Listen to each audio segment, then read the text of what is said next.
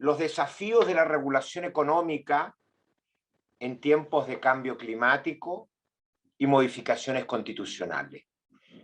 Dos mega desafíos, uno de la humanidad y otro de nuestro país, que tienen ambos impactos e implicancias en la regulación de distintos sectores y actividades económicas.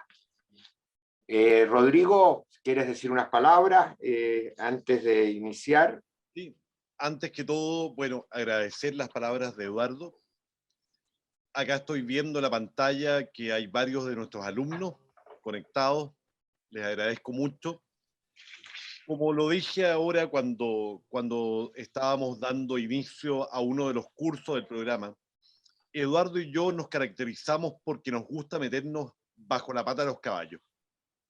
Y cuando nos pidieron a Eduardo y a mí el que pudiéramos planificar una charla, una conversación para esta actividad, elegimos tal vez las más complejas, porque efectivamente nuestro país y el mundo están viviendo momentos complejos, momentos de definiciones, y cuando miramos hacia atrás, cuando Eduardo, efectivamente, junto con otras personas de la universidad, inventaron este programa y me invitaron a ser parte de él, no podíamos prever que los temas de regulación de mercado, es decir, del rol del Estado en la economía, se convirtieran en un tema tan protagónico en la escena nacional.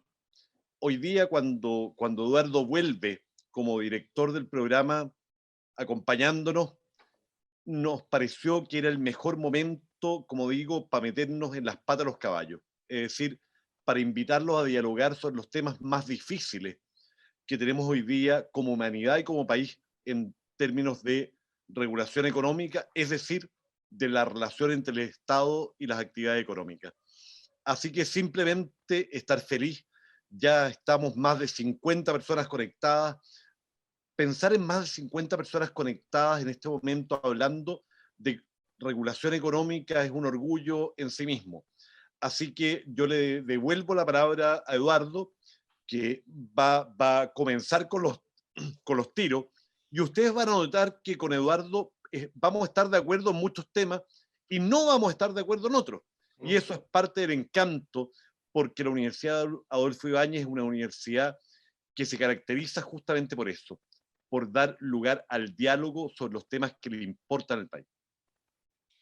Y Rodrigo, deberíamos también quizás dejar algún espacio para consultas, para hacerlo más dinámico. Así es. La forma en que hemos estructurado esta conversación es poder hacer una breve presentación sobre algunos de los temas de los cuales toca nuestros diálogos, que sirvan como antecedente para la discusión y para poner los desafíos. Entonces voy a partir compartiendo pantalla y abordando el primer tema que me parece relevante, que es de carácter global y que efectivamente está condicionando la regulación en diversos sectores de la economía en el mundo y también en nuestro país. Y me refiero al desafío de cambio climático. Esta caricatura es muy elocuente y nos dice que el COVID que todavía estamos sufriendo fue un round preliminar de fenómenos que tienen impacto global y de alto nivel de interdependencia entre los países. Y el cambio climático aparece como una amenaza mucho mayor, porque una vez que entramos en niveles de emisiones y de acumulación de gases de efecto invernadero que superan los acuerdos de París, el revertirlo es prácticamente imposible. Y lo que tuvimos hace muy poco tiempo son los resultados del panel internacional, el IPCC, y que nos plantea de una manera bastante dramática que a la humanidad se le está acabando el tiempo. Se le está acabando el tiempo porque la mayoría de los gases de efecto invernadero, no todos, pero la mayoría, el CO2 sin duda, permanecen en la atmósfera cientos de años. Y por lo tanto tiene un elemento de irreversibilidad. En este gráfico que está acá, muestra la declinación, y esto es un resultado del estudio del IPCC, que tiene pocos meses, lo que se requeriría en términos de reducción de las emisiones globales para cumplir el Acuerdo de París. El Acuerdo de París habla de 1,5 grados de aumento máximo de la temperatura respecto a la etapa preindustrial. Ya llevamos 1,1 grado y estamos sintiendo consecuencias, en algunos casos devastadoras, por los efectos del cambio climático. Y un trabajo complementario que hizo el IPCC en esta oportunidad es tomar todos los NDC, es decir, los acuerdos o los compromisos de los países de reducción de emisiones, y hacer una proyección de la evolución que se generaría con esos compromisos. Y la conclusión que se llega es que tendríamos un aumento de 2,7 grados Celsius en el largo plazo, muy por arriba del límite máximo que estableció este acuerdo, que fue de 2 grados, e incluso con bastante incertidumbre respecto a cuáles iban a ser las consecuencias en la humanidad de ir a 2 grados. Por lo tanto, estamos, de acuerdo a las últimas noticias, los últimos estudios científicos, en una situación extremadamente complicada para la humanidad. Esto llevó a la Unión Europea, que han sido los líderes en acción climática, a modificar sus compromisos. Y es así como hace pocos meses, ya en conocimiento de los resultados, no todavía dados a conocer públicamente, pero lo que ellos hicieron es modificar los compromisos en el sentido de establecer metas al año 2030. Y el compromiso es muy fuerte, una reducción de 55% de las emisiones de gases de efecto invernadero respecto al nivel del año 1990. Pero los europeos, conscientes de que esta es una externalidad global, se dan cuenta que no basta con que ellos establezcan políticas. Básicamente el mecanismo fundamental que ellos usan es un sistema de cap and trade, con impuestos además, donde ellos se comprometen a reducir más significativamente el límite máximo de emisiones y de colocar impuestos para que apoyen como base, porque a veces el mercado no genera los precios, las señales de precio adecuadas. Pero se dan cuenta que eso puede generar un dumping ambiental global. Y lo único que esté haciendo la Unión Europea es transfiriendo la contaminación a otros países que no tienen esos límites. Y por eso tienen este acuerdo que está acá a la derecha, que es lo que se conoce como un Carbon Cross-Border Tax, es decir, un impuesto compensatorio para evitar el dumping ambiental global. Por lo tanto, aquellos que dicen, mira, Chile es apenas el 0,26% de las emisiones globales y no hay que preocuparse tanto del tema, sí, porque los mercados y las regulaciones internacionales van a empezar a castigar. Pero además están los mercados financieros. Hoy día los mercados financieros y la certificación en esto están cumpliendo un rol muy importante. Tomó la batuta BlackRock con un compromiso de invertir en empresas que solo tienen estrategias de descarbonización. Por lo tanto, este es un tema sumamente relevante. ¿Qué pasa con Chile? Chile se comprometió a un balance cero de emisiones netas al 2050. Bueno, las emisiones han venido creciendo, ¿ah? Y el sector energía es el sector que presenta el mayor crecimiento en los últimos años.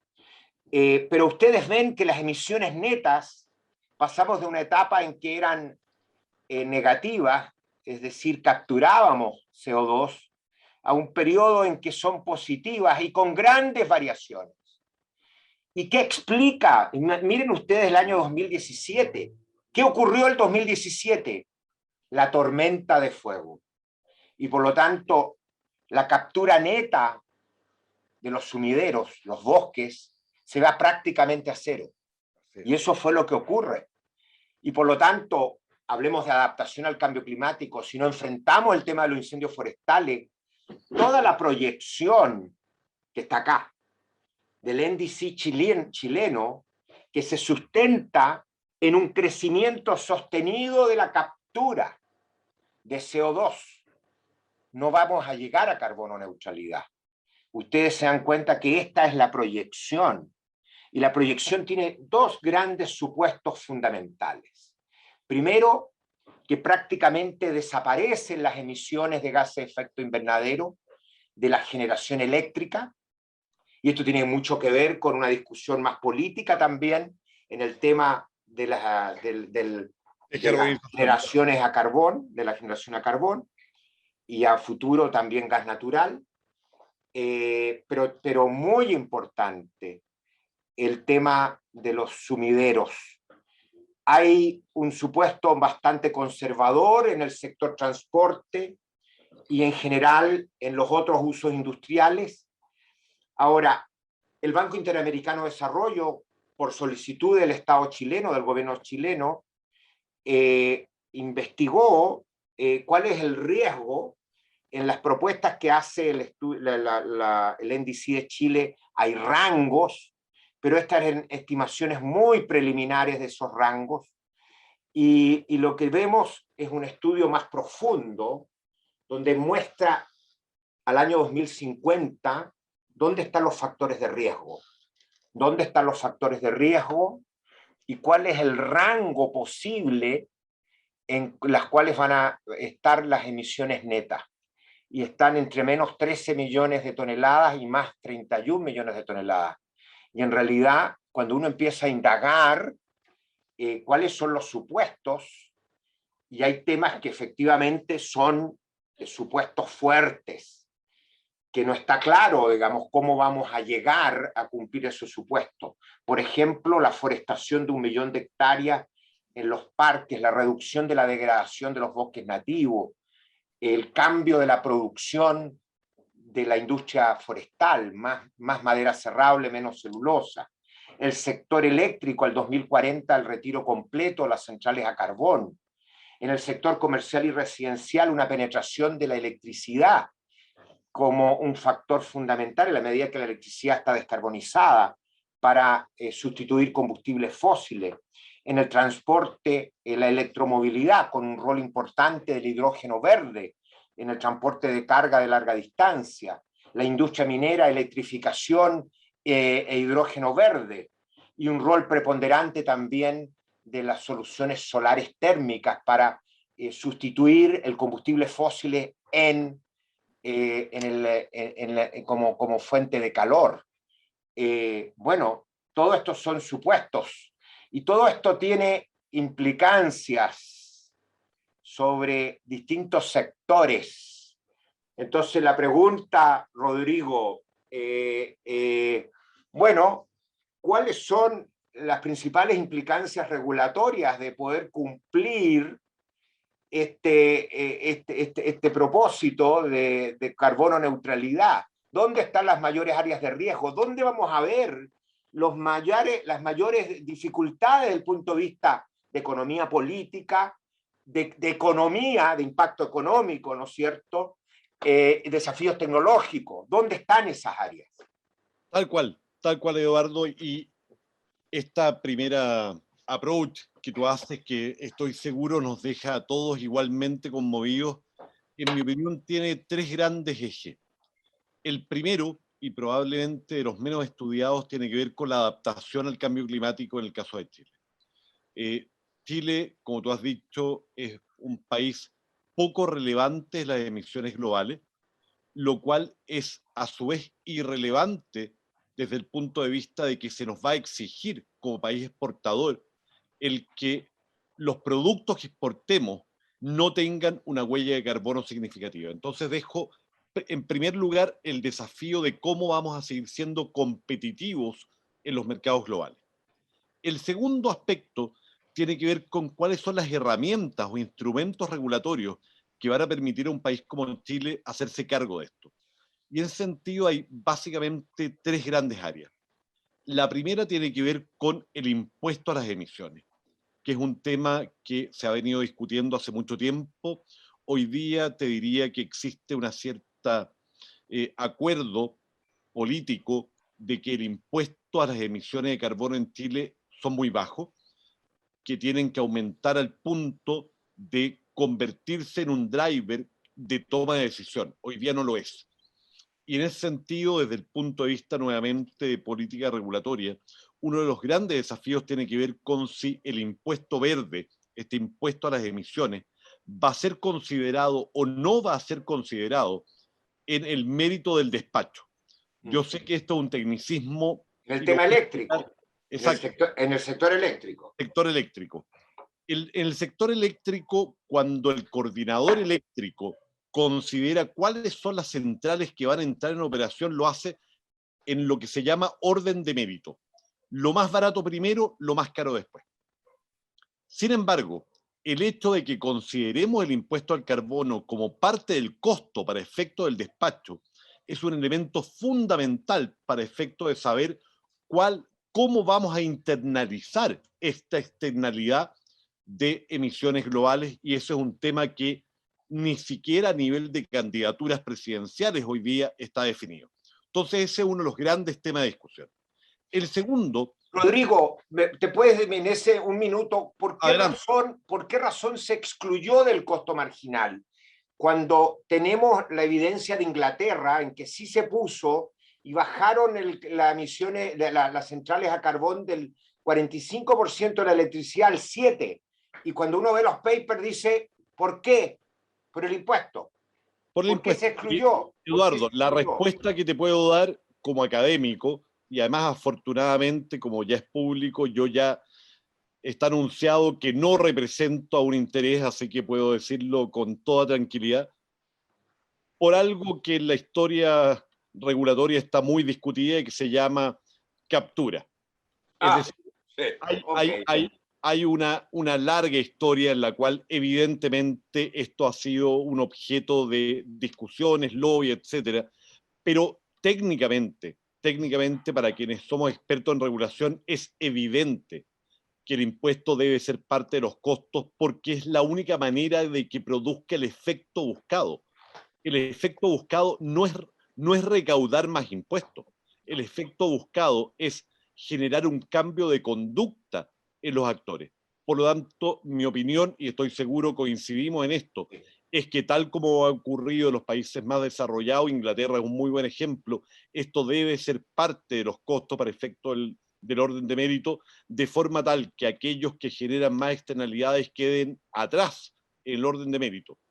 Pero eso, hay que ser muy objetivo, implica que si queremos que Chile siga siendo competitivo, tenemos que lograr que aquellas energías que no producen gases de efecto invernadero sean realistamente viables. Y para eso tenemos que aumentar la capacidad de transmisión en nuestro país a niveles que hoy día no conocemos. Por muchos años, la transmisión fue la hermana menor de la generación, en el sentido que hacíamos las redes de transmisión para las generadoras. La última ley permite al Estado el hacerlo al revés, que la transmisión sea un driver justamente para permitir el desarrollo de más energías renovables. Eso es una deuda pendiente en Chile. Si queremos realmente el que nuestros productos en el futuro sean competitivos y al mismo tiempo, si queremos que las enormes capacidades que tiene Chile en producción de energías renovables, tenemos que aumentar la capacidad de transmisión y al mismo tiempo, por supuesto, aumentar la capacidad de conservación de energía, y en ese sentido el hidrógeno verde es probablemente de los mayores desafíos. Ahora, aquí nos metemos en un tema político, porque para que eso sea posible, y acá te lo dice un liberal de corazón, el Estado tiene un rol fundamental. Yo sé que tú tienes opinión sobre eso. Sí, el tema que tú tocas, sabes que estás muy oscuro, Rodrigo. No sé si tienes Mira, alguna luz. me voy a mover a un lugar con más luz. No te vemos, ¿ah? Y yo Me voy creo a mover a que un lugar con más luz, así que parte, mientras tú parte de hablas, la gracia es ver la expresión, ¿no es así cierto?, es. con que uno Me voy plantea a mover a sus un lugar temas. con mucha más luz. Ahí no se ve nada. No, no, yo lo sé, Bueno, pero voy en camino. a ver, el tema que plantea Rodrigo en realidad tiene que ver con lo siguiente. En el mundo, las energías que han tenido un desarrollo tecnológico, la energía renovable enorme, son básicamente la eólica y la solar. La hídrica ya tiene varias dificultades para seguir creciendo, pero en la mayoría de los países, el tema central de cómo vamos a enfrentar la descarbonización eléctrica, que es uno de los ámbitos que genera impacto el tema del cambio climático, es con energía solar y energía eólica. Y esas energías son intermitentes. La eólica incluso con bastante incertidumbre, con mucha aleatoriedad en términos de cuándo funciona, más predecible la solar, y el tema es que uno tiene que generar en todo el día, y a veces y en la noche, y cómo entonces tiene la flexibilidad en el sistema, y el tema es clave, flexibilidad para poder permitir la entrada de renovables, pero al mismo tiempo satisfacer la demanda de energía, sabiendo que en general, uno tiene que evitar bajo cualquier circunstancia situaciones en que se producen blackouts o porque el costo para la sociedad es enorme. Es muy alto. Entonces, el tema ahí es un tema, y quisiera poner brevemente, compartir con ustedes, ¿no es cierto?, algo que tengo preparado sobre esto, sobre el tema de la intermitencia, brevemente. Variabilidad, porque intermitencia y variabilidad no es exactamente lo mismo. No es exactamente lo mismo. Es variabilidad porque además, porque se ve la. Sí, yo mientras tú partes voy a dar el ejemplo que siempre doy. ¿Se ve o no? ¿Se ve, Rodrigo? Sí, se ve. Ya. Este ejemplo yo siempre hace sacar alguna sonrisa y funciona. Muchos de nosotros tenemos ingresos variables, que no es lo mismo que tener ingresos intermitentes. Sí, hay elementos de aleatoriedad y básicamente en sistemas que son, por ejemplo, eólicos, tenemos ingresos, ahí van a haber generación de energía que es variable. El, lo que tenemos acá es que hay un crecimiento muy significativo. Ustedes ven ahí los mega instalados. Entiendo que hoy día estamos sobre 8.000 y tantos, ¿no? Estas cifras ya están un poquito Sí, hoy día antiguas. estamos en los 9.000 y algo. 9.000 y algo, imagínense, estos son datos del 2021, ya quedó obsoleto. ¿Ah? Y estas energías, básicamente la solar fotovoltaica, funciona básicamente cuando hay sol, y la eólica cuando hay viento. Los factores de plantas solares no superan 35%. Eólico en la mejor zona del país, que es Magallanes, puede llegar cerca del 70%, pero en general en el sistema interconectado entre 35 y 45%. Es decir, la mayor parte del tiempo no hay generación de energía y además hay cierta variabilidad significativa. Eduardo, ahí solo un momento porque probablemente en el público no hay tanto experto en el mundo eléctrico para que se entienda. Una central a gas, por ejemplo, tiene un factor de planta de cerca del 100%, 90 y tantos por ciento. Es decir, puede funcionar con su combustible todo el tiempo. En cambio, una eólica o una solar tienen una capacidad de producir en 24 horas que evidentemente es menor a 100% y que, como tú has dicho, en zonas como Magallanes, eólica puede ser el 70%, en el norte de Chile puede estar cerca del 40% en el mundo solar, pero que en promedio no supere en ningún caso el 50%. Y por lo tanto, eso genera un desafío para el sistema en Chile y en el mundo entero para hacernos cargo de esta variabilidad. El mundo entero tiene dos formas de hacerse cargo. En el mundo europeo, básicamente eso se logra por la interconexión regional. Muchos países interconectados de forma tal que cuando un país está produciendo mucha energía eólica, le vende a los demás y compensa. Cuando está produciendo menos, los demás países que tienen otra fuente de generación le venden de vuelta. Chile todavía es una isla, por lo tanto tenemos que hacernos cargo de todo nuestro desafío solos. La segunda forma, que es más de futuro, tiene que ver con el almacenamiento, poder guardar esa energía para poder usarla en los momentos que haga falta. Todo esto tiene un factor en común. Todo esto requiere mayor capacidad de transmisión y transferencia de energía. Quiero en ese tema mostrar esta gráfica que muestra básicamente qué ocurrió con los costos marginales en el norte de Chile, en dos puntos que estaban con congestión, es decir, que no había capacidad de transmisión. O sea, básicamente hacerme cargo de lo que ha planteado Rodrigo. Y lo que ocurrió es que hubo un aumento muy rápido de la energía solar, con una promesa cuando se licita la línea de 500 kVA, de que iba a estar listo en un cierto momento la línea que une Polpaico con Cardones con Polpaico, y por razones ambientales, pugnas de distinto tipo, etcétera, extorsión de algunos, se demora mucho más. Me consta, porque soy testigo, los esfuerzos que se hicieron de gestión desde lo público, desde el gobierno, para destrabar esto. Pero el hecho es que llegó tarde. Y eso generó un vertimiento enorme, lo cual para los privados son pérdidas, y para la sociedad es una pérdida de recursos como un todo, y una desconexión de costos marginales en zonas adyacentes.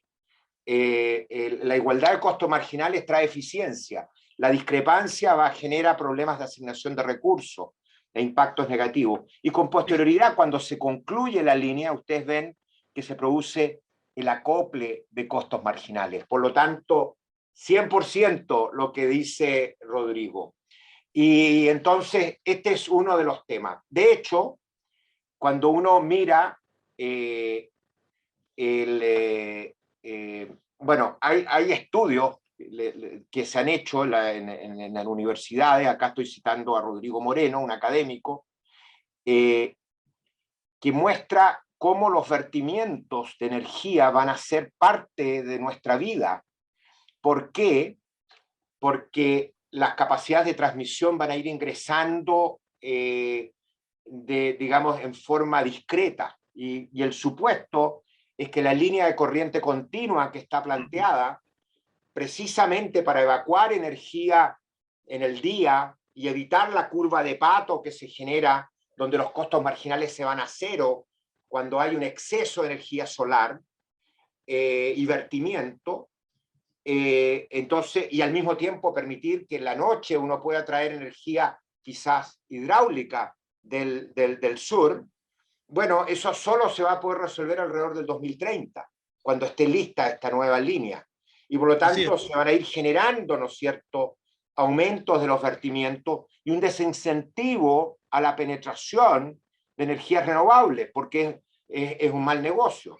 Entonces, déjame ir, Eduardo, solo para aquellos de nuestros espectadores que no son expertos en energía. Cuando hablamos de vertimiento, ¿qué significa?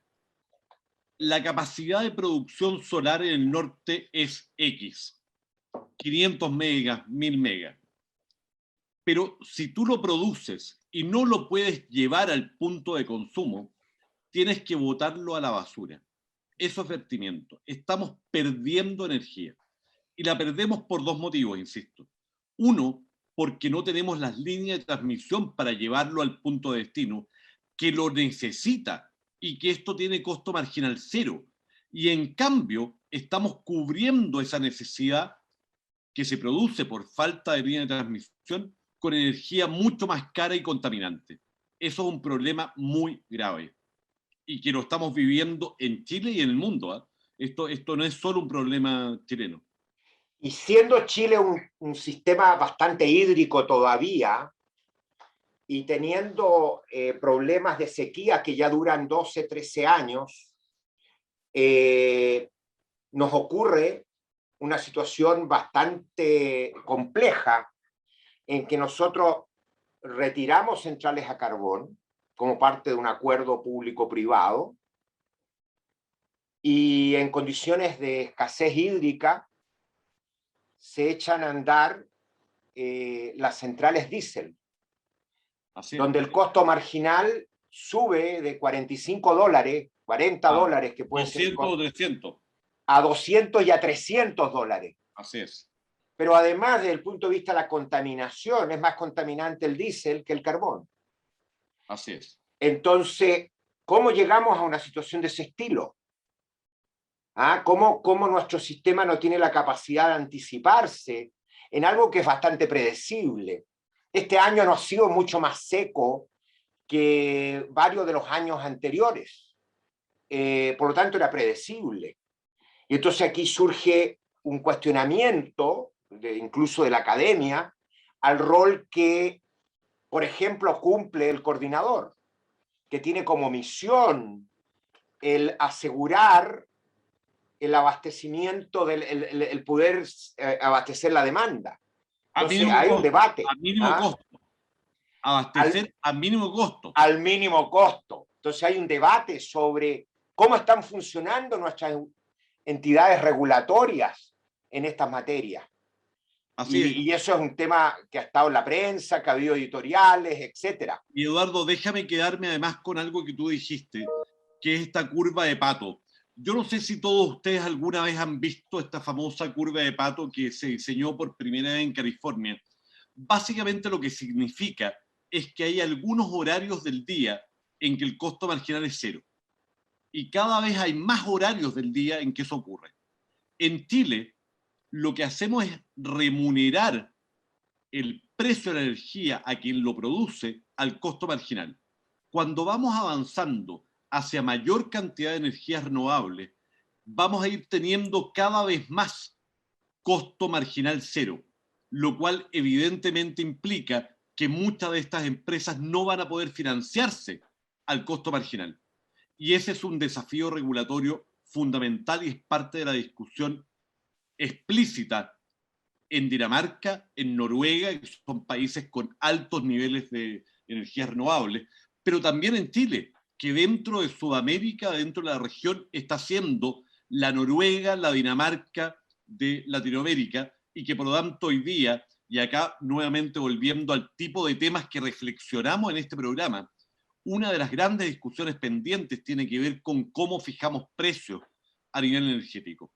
Así que yo solo como mensaje a ustedes que están interesados en estos temas, nuestro programa lo que está haciendo es reflexionar sobre esto, sobre los bordes de la discusión regulatoria para el caso de Chile. Esto no es fantasía, esto no es algo que se vive en el exterior. Este es el tipo de reflexión que tenemos hoy día en nuestro país.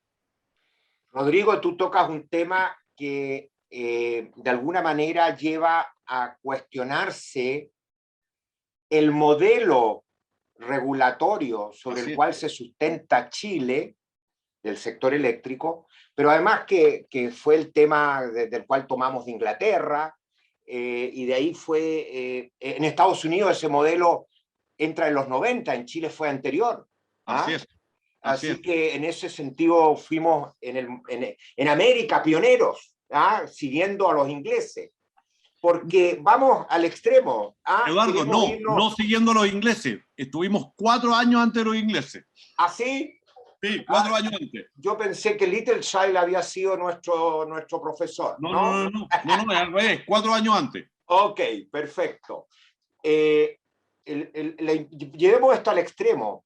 Un 80% del sistema con energías variables, con periodos, múltiples periodos. De hecho, el tema de la energía variable es que la mayor parte del costo es inversión y que no es despachable en el sentido que uno no puede controlar el despacho y por lo tanto se tiene que usar.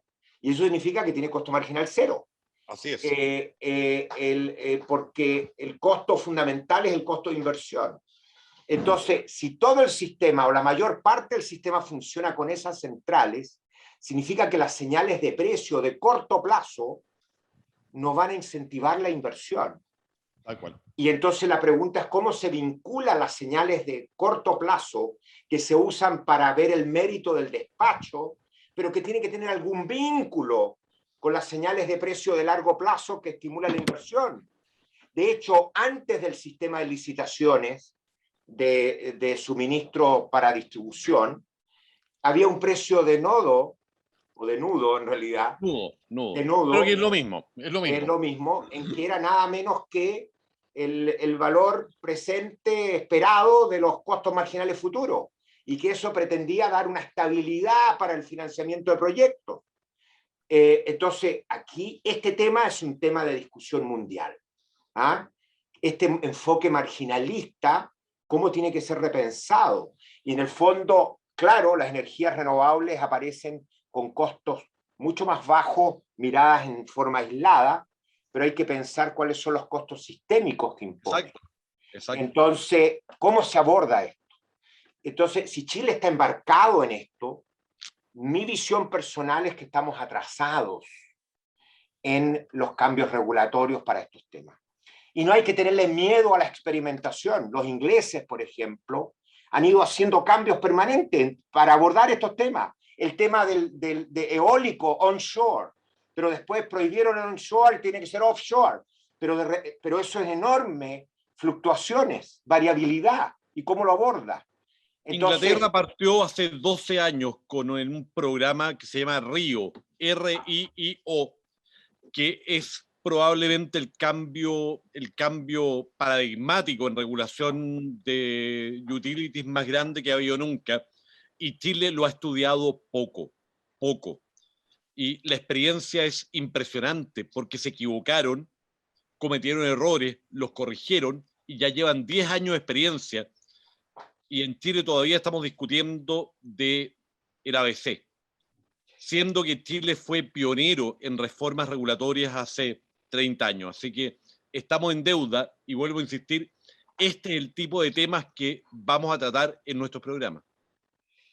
Y entonces, Rodrigo planteaba, claro, la primera opción para enfrentar la variabilidad es interconectar con líneas de transmisión robustas y con capacidad y poder, por lo tanto, usar algunos mecanismos de almacenamiento, entre comillas, Sí, o en el fondo es o real. generación Virtual complementaria, que es el pumping storage. ¿Cómo se ha resuelto esto en Europa?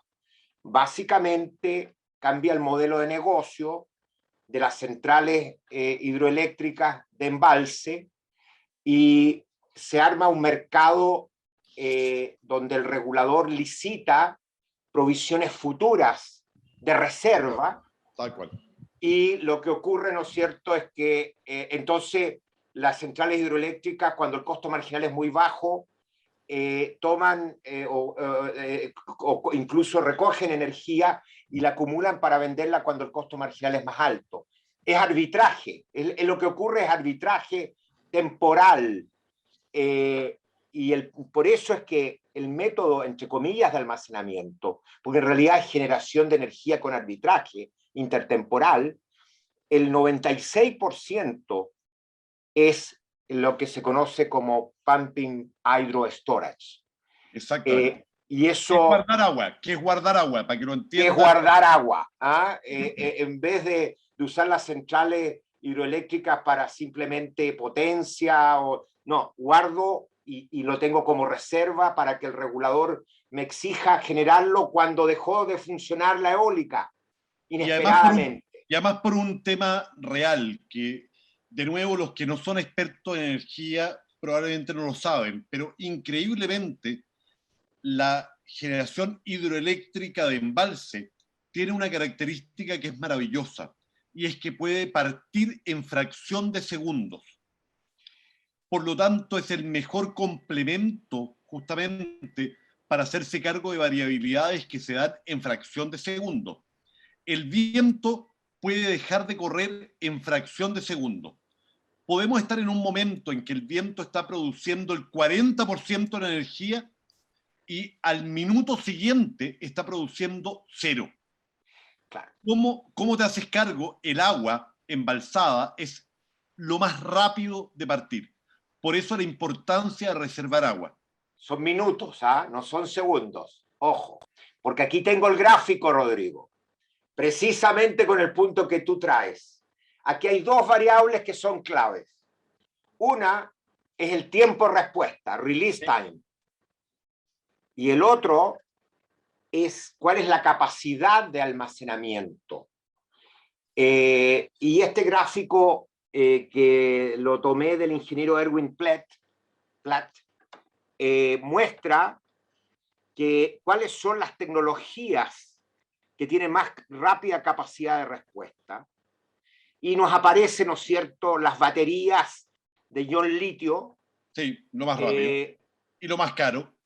Es caro, pero tampoco es para grandes capacidades. No te permite guardar de una estación a otra, no te permite quizás toda la noche, y ahí aparece el pumped hydro, ¿no es cierto? Y aparece el hidrógeno. Y aparece por primera vez el hidrógeno con la capacidad, ¿no es cierto?, de que tú, cuando en la curva de Pato, entonces almaceno la energía solar en hidrógeno y después uso el hidrógeno, ¿no es cierto?, como combustible para generar energía. Entonces, el tema es que todo esto tiene que ver con la regulación de los servicios complementarios en el sistema eléctrico. Tal cual. Control de frecuencia, claro, control de frecuencia. ¿Cómo se remuneran? ¿Cómo se generan incentivos para que sea eficiente? ¿Cómo hago un balance entre más transmisión versus un sistema distribuido de almacenamiento que me permite ahorrar en transmisión y en distribución? ¿Tenemos esos elementos incorporados en nuestro sistema? No. La respuesta es no. No. ¿Sabes por qué no, Eduardo? Porque hasta ahora el almacenamiento se le ha exigido ser eficiente y rentable en sí mismo para una sola actividad, lo cual es absurdo, porque una misma batería cumple muchas funciones y tenemos que remunerar cada una de ellas. Aquí están las tres, mira, control de frecuencia, tal cual, muy importante, control de voltaje y desbalance de energía. Quizás el foco ha estado en el desbalance de energía, pero no en las otras.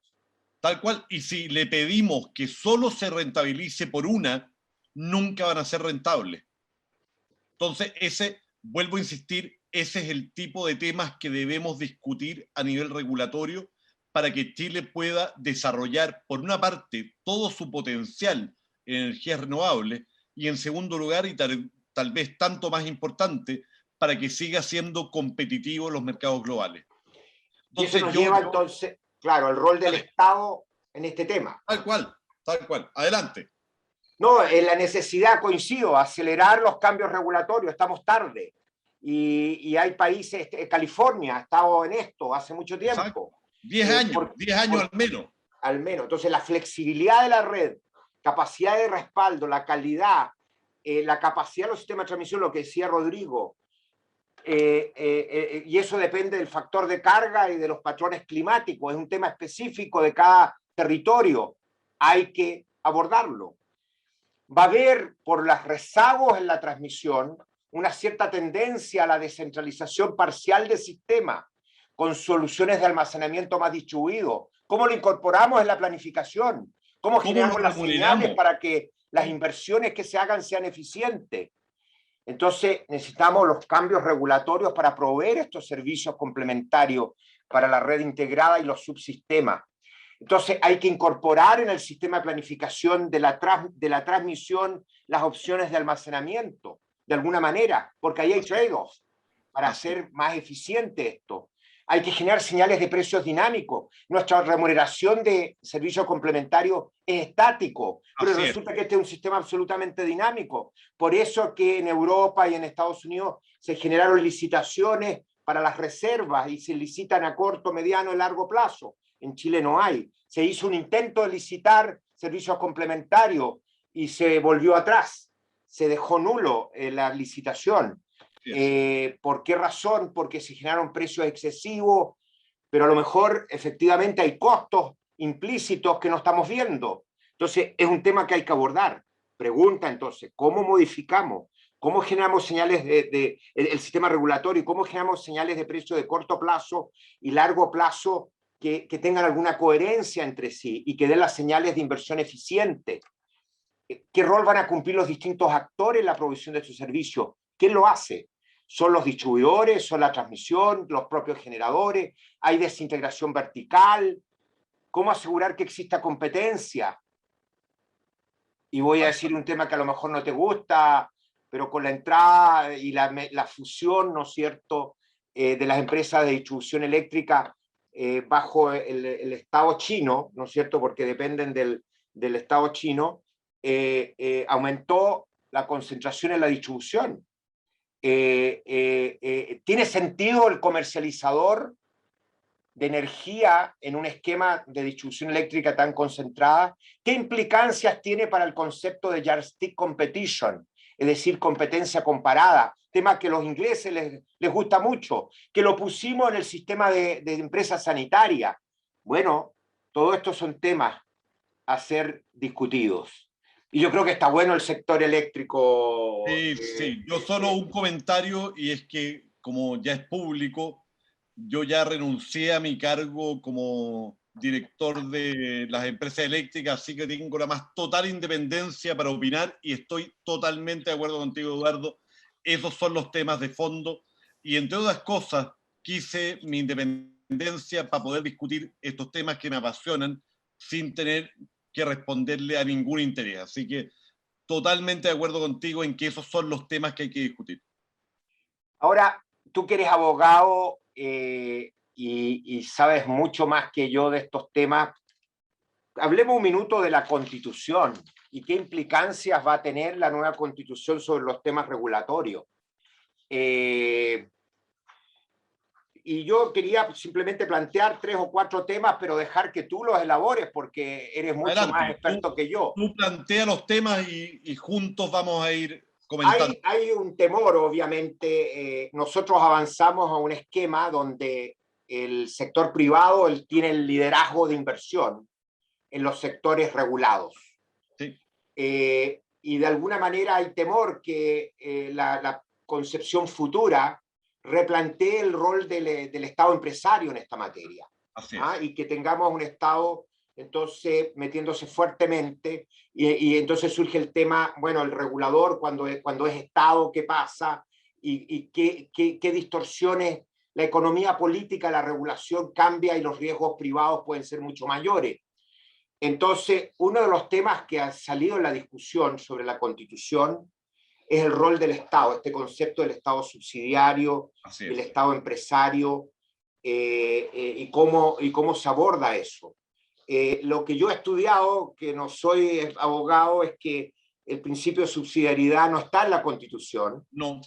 Y que lo único que hay, lo más cercano, es el artículo 19, número 21, sobre libertad de emprender, igualdad ante la ley, el derecho de propiedad y recurso de amparo económico, como elementos que han limitado la acción del Estado. Pero que en realidad la creación de empresas públicas es permitido, solo que se requiere ley con mayoría absoluta.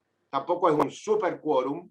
Se requiere ley y se requiere que las empresas públicas se rijan por las mismas reglas que las empresas privadas y por lo tanto que no tengan ventajas competitivas. Tú has dado el clavo, Eduardo, en que lo que estamos discutiendo hoy día a nivel constitucional, que por lo tanto tiene que ver con cuáles son las bases fundamentales de cómo nos regimos tienen que ver básicamente con cuál es el rol del Estado en la economía. Y hago hincapié en esto porque ese es el fondo de nuestro programa. Nuestro programa de lo que habla es de cuál es el rol del Estado en la economía. Eso es la regulación económica. Ahora bien, yo en lo personal no soy ortodoxo en ninguna dirección. Hay países muy liberales, muy capitalistas como Corea del Sur, en que la mayoría de las empresas públicas en servicios básicos son del Estado y funciona muy bien. Y hay países en los cuales eso ocurre y funciona menos bien. El tema de fondo es cómo logramos que exista eficiencia en la provisión de este tipo de servicios. Probablemente la nueva constitución va a hacerse cargo de relativizar más que la actual el rol del Estado en la economía, le va a dar una mayor preponderancia en algunos sectores. Yo identifico que probablemente los 3 sectores en que esto va a ser fundamental va a ser salud, pensiones y probablemente el tema hídrico, en que ahí sí efectivamente hay una discusión bastante grande. No identifico por ahora el que estemos discutiendo el que servicios básicos como telecomunicaciones, electricidad, transporte, el agua, empresa sanitaria, quise decir. Sanitaria, exacto, porque el tema de la propiedad del agua es independiente del tema de la estructura de mercado de las empresas sanitarias. Así, en ese tema, Rodrigo, lo que uno esperaría probablemente es que la Constitución consagre el agua como un bien nacional de uso público. Hoy día no está en la Constitución. No. Hoy día es materia de una ley.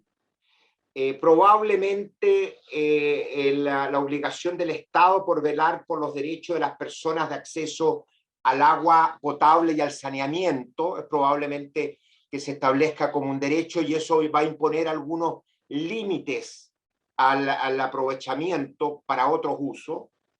Y probablemente, ojalá así sea, se deje a materia de ley el regular y definir el régimen que establece los usos privativos que se concede a particulares, porque no tiene sentido establecer algo que tiene que estar sujeto a cambios, ¿no es cierto? Establecerlo en la Constitución. Obviamente también limitaciones que tienen que ver con los derechos ambientales. Pero el problema más serio que vamos a tener en recursos hídricos probablemente, bueno, si ese fuera el marco constitucional, lo que uno ve es que hay un gran acuerdo en el Parlamento con el Ministerio de Obras Públicas en el cambio de la regulación, que es por ley, y que establece una serie de elementos que son absolutamente nuevos, interesantes, sobre un problema grave sobre el cual me tocó investigar. Tenemos un paper con Marcelo Villena sobre, se llama What Went Wrong, ¿qué anduvo mal? Porque tenemos... Lo conozco muy bien, es muy buen paper. Así a pesar de que tenemos derechos de propiedad establecidos en la Constitución, con lo cual uno cree que resuelve el problema de la tragedia de los comunes. Exactamente. Tenemos una situación en que todas las cuencas, casi desde la sexta región al norte, están sobreexplotadas y con un sobreotorgamiento. El estudio lo hicimos en un caso extremo, que es Copiapó, en que hay 20 veces más derechos otorgados que el agua que es disponible, exacto. Que la recarga del acuífero, que es el agua disponible. Entonces, ¿qué valen esos derechos? ¿Cómo llegamos ahí? Entonces la pregunta es, ¿cómo vamos a resolver eso? Déjame hacerte una pregunta, porque nuevamente estoy seguro que algunos de los que están conectados no están familiarizados con el concepto de la tragedia de los comunes. Yo personalmente, que soy algunos años menor que Eduardo, aprendí este concepto leyendo un paper de Eduardo. Así que te voy a pedir que apliques la idea de la tragedia de los comunes al tema del agua, porque estoy seguro que va a ser muy atractivo para que se entienda por parte de todos los que nos están escuchando. Sí, la tragedia de los comunes, como concepto general, ya tiene varias décadas, se refiere a todos aquellos recursos que son comunes a todos, que son escasos, que tienen valor y que por lo tanto todos quisiéramos apropiarlos. El problema es que cada individuo, velando por su interés personal, por su interés individual, al explotar ese recurso, genera lo que se conoce en economía una externalidad negativa, y es que reduce la biomasa o la disponibilidad del recurso y le aumenta los costos de extracción al resto. Y en definitiva uno puede terminar en un equilibrio, y esto ocurre en los recursos pesqueros, en que simplemente, por ejemplo, y probablemente yo tengo un libro que se llama El desafío pesquero chileno del año 88, en que abordamos este tema. El caso pesquero, de hecho Gordon, que es el economista que aborda esto, se basa en los recursos pesqueros. Cada pescador está mirando su propio ingreso y su costo, pero no está tomando en cuenta el costo que le impone al resto, y en definitiva eso lleva a que ponga mayor esfuerzo de pesca de lo que es el equilibrio sostenible, y al final termina con la sobreexplotación del recurso pesquero. ¿Cómo ocurre en el agua esto? En una napa subterránea, básicamente uno toma en cuenta su beneficio del agua y su costo, pero resulta que cada vez que uno bombea va bajando el nivel y le va imponiendo a todo el resto un costo externo que él no percibe, y eso genera la tragedia de los comunes. Y al final, ¿qué significan los recursos hídricos?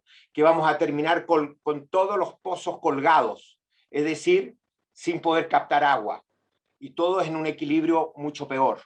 Entonces, esa es la tragedia de los comunes. Claro, y tal vez solo para complementarlo, el gran problema de la tragedia de los comunes es que va en contra de la racionalidad económica.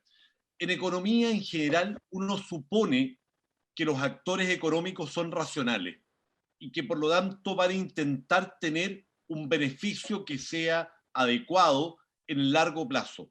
La tragedia de los comunes lo que genera es que a unas sabiendas de que tu actividad va a generar un perjuicio de largo plazo, estás dispuesto a hacerlo por el beneficio de corto plazo para ti. Y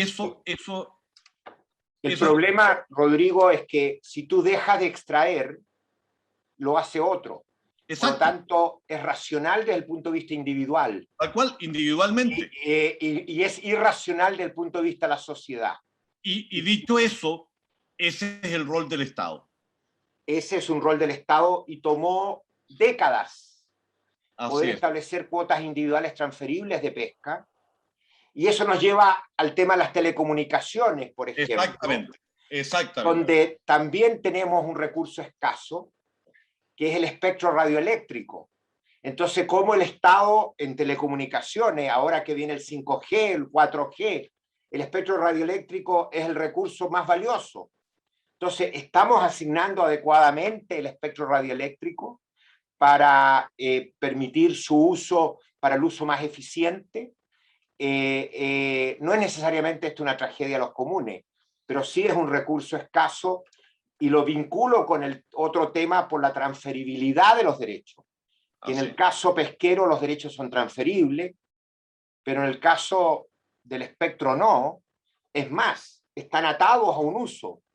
Y resulta que la convergencia tecnológica en telecomunicaciones es un tema, es una realidad. Y si nosotros estamos atando a un uso específico, estamos yendo en contra de las tendencias digitales más importantes. Tú conoces mucho de esto, sí, Rodrigo. Déjenme en palabras muy simples contarles cuáles son las dos grandes tendencias que históricamente hubo respecto del espectro radioeléctrico. Y voy a partir explicándoles qué es el espectro radioeléctrico. Ustedes, cada uno que está en sus casas, mire hacia el cielo, mire lo que hay a su alrededor, y hay éter, aire. Ese éter, ese aire, tiene una condición técnica, y es que es conductor, conduce energía. Es decir, permite que ondas reboten y generen comunicación. En los distintos niveles en el aire, esa comunicación es más o menos eficiente. Y la tecnología hoy día nos ha permitido el poder usar niveles del espectro radioeléctrico, que es el aire hasta la atmósfera, que son más eficientes para hacerlo. ¿Cuál es el problema? En el mundo, normalmente ha habido dos formas de asignar este espectro, que es limitado, es escaso. Si alguien lo ocupa, no lo puede ocupar alguien más porque se acaba. Y las dos formas que ha habido tradicionales son lo que se denomina el beauty contest, es decir, concurso de belleza, en el cual se le asigna el espectro a quien ofrece un proyecto técnico que sea el que genere mayor cantidad de clientes cubiertos en el menor tiempo posible, al menor costo posible. Ese es el esquema chileno, Beauty Contest, que además existe en otras partes del mundo. Y el segundo es licitarlo, cobrar por él. Esta lógica de Beauty Contest o licitación hoy día está nuevamente en entredicho. ¿Por qué? Por lo que acaba de decir Eduardo. Porque hoy día la tecnología nos permite que una misma parte de ese aire, de ese espectro radioeléctrico, sirva para prestar distintos tipos de servicios. Hoy día en Chile, por una cuestión histórica, asignamos una parte del segmento exclusivamente a un tipo de servicio, lo cual es en extremo ineficiente. Pero, para ser justo, no es que seamos unos estúpidos, sino que es muy difícil permitir que haya convergencia de servicios en un mismo espectro y además asignarlo en forma justa. Ese nuevamente es uno de los grandes desafíos que hoy día la literatura regulatoria está... O sea, Armstrong ha estado discutiendo de esto por 20 años. En Chile estamos muy tarde y probablemente la asignación del 5G sea muy ineficiente porque todavía estamos anclados en paradigmas del pasado. Entonces, transferibilidad, Rodrigo, hay que hacer transferible. No puedo estar más de acuerdo. No puedo estar más de acuerdo contigo. Si no, se acapara y se mantiene. ¿Qué es lo que ha ocurrido en Chile por los últimos 40 años? Acaparamiento de espectro. Entonces, eso es un problema. Bueno, estos son los temas, nos hemos pasado, Rodrigo. Sí, ya estamos en 1 hora 20. Llevamos, claro, más de 1 hora y tanto. Yo creo que no vamos a tener tiempo para preguntas, no sé, a menos que haya alguien así... Un par de preguntas, tal vez. Un par de preguntas. ¿Quién está interesado en hacer? Dispara? Acá hay una, a ver. ¿Cómo afecta? Sí, adelante. Adelante.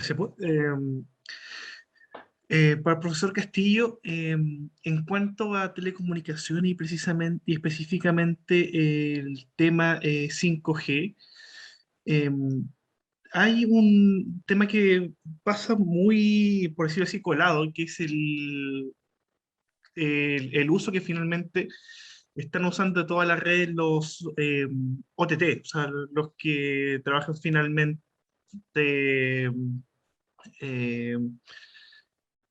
que finalmente se construyen sobre todo el sistema. Y Chile en general, en ese aspecto, no se ha planteado ni siquiera ninguna discusión en cuanto a si procede que ellos también participen o establezcan algún tipo de forma o sea, de regulación permita algún tipo de intervención en para esta empresa. El típico caso es que Netflix acapara gran parte del Internet en este país. ¿Para qué hablar de actualmente Zoom? No sé si... no, entiendo perfectamente la pregunta. Entiendo perfectamente la pregunta. Es una pregunta muy atingente y que tiene que ver con lo que se denomina neutralidad de las redes. Efectivamente hay ciertos servicios que se montan sobre la Internet, sobre la capacidad de ancho de banda, que ocupan una cantidad importante de ancho de banda y que sin embargo no pagan por ese ancho de banda, sino que simplemente eso ya ha sido pagado por el cliente. Mi opinión personal es que el ancho de banda debe ser neutral y que corresponderá a cada empresa de telecomunicaciones el poder proveer del ancho de banda necesario. Y si no lo puede hacer, bueno, mala suerte. O sea, los contenidos están disponibles y sobre todo tenemos capacidad de aumentar la capacidad de ancho de banda y las empresas de telecomunicaciones normalmente lo restringen por tema económico. Otra cosa distinta es cómo se forma el precio de ese ancho de banda y efectivamente hasta ahora yo diría que probablemente tenemos un espacio importante en que la capacidad de ancho de banda en zonas urbanas todavía sigue siendo razonablemente económica. Y acá estoy seguro que Eduardo está de acuerdo conmigo. La pregunta es otra. Así ¿Qué es. ocurre en la novena región? ¿Qué ocurre en la Araucanía, donde no existe esa capacidad? Y eso sí es un problema de política pública. A mí no me importa qué ocurra en Santiago con Netflix, porque en Santiago todos vemos Netflix. Pregunta en la novena región cuánta gente puede ver Netflix. Sí, pero además la empresa de telecomunicaciones que tiene este recurso escaso, cuando establece acuerdos con los proveedores de contenido, puede establecer tarificaciones, precios, etcétera. Eso Total es libertad. perfectamente razonable. Y eso al final también se lo carga, digamos, al usuario. Tal cual. Entonces, es un problema que se resuelve. Aquí hay una discusión que es la siguiente. Tú hablas de la Araucanía, pero yo digo Santiago Poniente, Santiago También. Sur, También. Santiago Norte. Lo que ocurre es que con 4G y 5G, la calidad de servicio inalámbrica, ¿no es cierto?, depende fundamentalmente si tú tienes un respaldo de fibra óptica. Así es. Y especialmente con 5G. ¿Y qué es lo que ocurre? Como nosotros tenemos un modelo integrado de telecomunicaciones, lo que hay es un descreme. En los sectores de alto ingreso, de alta densidad, de comercio, hay superposición de redes. Así Y en es. las otras zonas no llegas con fibra óptica. En la zona oriente de Santiago hay más conectividad que en Manhattan. Ya. Entonces, en la misma, con Marcelo Villena, la universidad, y con el que en paz descansa Alejandro Yadres, hicimos un trabajo para la Subsecretaría de Telecomunicaciones donde modelamos un sistema como el que se aplica en Suecia, en Nueva Zelanda, etcétera, donde tú separas la provisión de infraestructura no muda, infraestructura con la parte de electrónica, con la electrónica, y tienes puntos de presencia distribuidos donde ninguna casa queda a más de 700 metros. Y simulamos eso y daba velocidades muchísimo mayores y precios muy bajos, pero lo que tenías que hacer, se hizo el cambio legal, se definieron concesiones de infraestructura, pero ningún gobierno ha avanzado en esa dirección. Yo entiendo, entonces olvidémonos de esta zona que están todos, pero ¿por qué no tomamos una zona en que hay un problema grave que se agrava ahora de brecha digital y armemos una concesión de servicio de infraestructura que no se integra verticalmente? Así es. Resulta que las tasas, tenemos una larga historia de concesiones de obras públicas e infraestructura. Los costos de capital son bajos, el riesgo es mucho menor. Esto está planteado por el World Economic Forum el año 2010. Lo planteamos en el Consejo de Innovación para la Competitividad el año 2008. Y no ha pasado nada. Este tema es tabú. ¿Por qué? Porque la infraestructura es un costo hundido y genera barreras de entrada. Pero si nos interesa el bien público y que ha quedado claro evitar la brecha digital extrema, que ha quedado en evidencia con la pandemia, tenemos que abordarlo. Exactamente. Tema para la discusión. Segunda pregunta y última. ¿Alguien más? Parece que no. No hay más preguntas. Parta usted despidiéndose, don Rodrigo. Bueno, yo espero de verdad que, bueno, estoy mirando que la mayoría se han quedado hasta el final, así que asumo que no se han aburrido tanto. La verdad es que estoy seguro que Eduardo y yo nos hemos entretenido muchísimo. Con Eduardo venimos conversando estos temas hace como 20 años, por lo tanto son temas que nos apasionan. Y sobre todo volver a insistir que este es el tipo de temas que estamos investigando, desarrollando y que es el alma de lo que hacemos en nuestro programa de regulación económica. Así que les quiero agradecer a cada uno de ustedes por su presencia, obviamente Eduardo, que es parte fundadora de esto, y decirles que entre Eduardo y yo les aseguramos que estos temas que están en la vanguardia de la reflexión en regulación van a ser fundamentales en nuestro programa. Bueno, muchas gracias, Rodrigo, y gracias a todos ustedes. Perdonen que nos excedimos un poco, pero a veces nos entusiasmamos. Efectivamente, estos son temas críticos. Hay dos grandes drivers globales: aceleración de la transformación digital, y el país que no se sube, y los negocios que no se suben, y la gente que no se sube, nos van a pasar por arriba.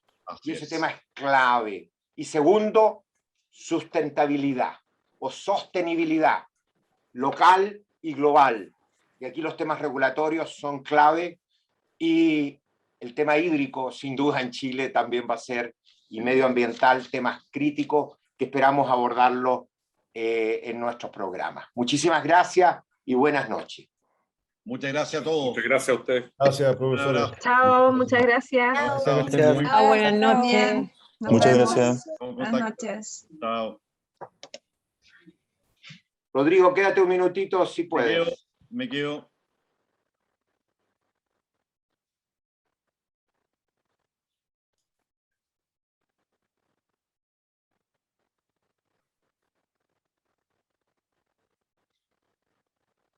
Hay gente que dejó prendida la... Tenemos el 13 reunión con Carlota Fritsch. Entonces, la idea es que podamos ahí conversar un poco sobre el futuro tema. ¿Te parece? Tal cual. Entonces, pero esto va a ser presencial. Nos quedamos, nos juntamos entonces en Errázuriz. ¿Te parece? Sí. ¿Ya? Ok. Ya pues. Gracias. Oye, por... Muy entretenido, ¿eh? Estuvo muy entretenido. Al menos yo lo pasé muy bien. ¿Tú crees que tocamos los temas relevantes? Bueno, Sí, qué bueno. sí. ¿Ya? Francisca, que está por ahí, no sé si está, gracias por facilitar todo. Ya, hasta luego entonces, que estén bien todos. Chao. Un abrazo, chao.